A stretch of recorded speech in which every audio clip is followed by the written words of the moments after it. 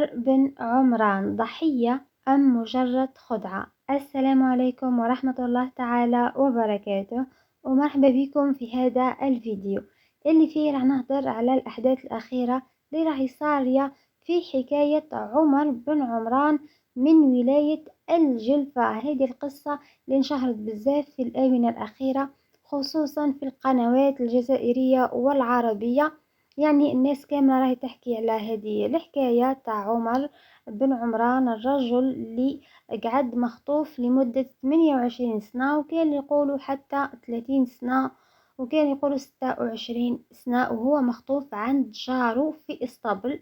لكن الأحداث الأخيرة خرجوا ناس بزاف يكذبوا في هذا الخبر، وراهم يقولوا باللي عمر ما كانش مخطوف، فقط كان لابت عند جاره وعايش معاه بصورة عادية، وكان عايش حياته مثله مثل أي إنسان واحد آخر. كان عنده هاتف نقال وعنده صفحة في فيسبوك وعايش عادي، ويخرج يحوس ويرجع. ومجلس القضاء لولاية الجلفة كان نشر بيان صحفي بخصوص هذه القضية، والأمن في ولاية الجلفة راهم مازالوا يديروا في التحقيقات في خصوص قضية عمر.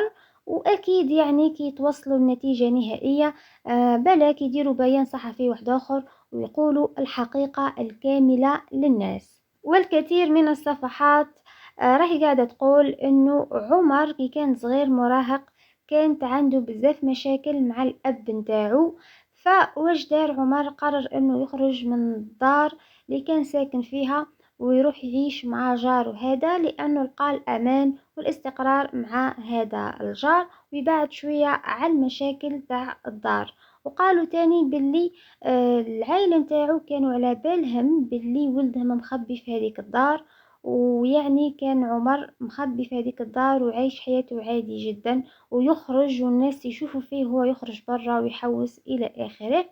لكن كان مخبي ممكن الهوية تاعو في هذيك القرية تاع القديد، كان مخبي الهوية تاعو على جيرانه وعلى الناس، بس هو كان عايش حياة عادية. طبعا هذه مجرد أقاويل تاع الناس، يعني ناس اللي راهم قاعدين يهضروا كيما هكا.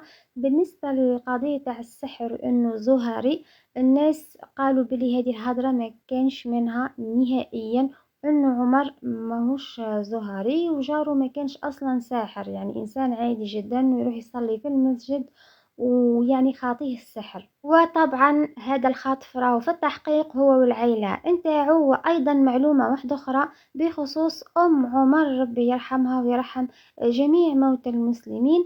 المعلومة اللي خرجت اللي تقول انها في 1998 راحت البرنامج كل شيء ممكن بتحوس على ولدها عمر.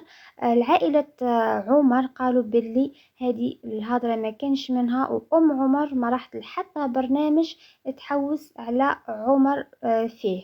إذا هنا وصلت إلى نهاية الفيديو، شكرا على المشاهدة.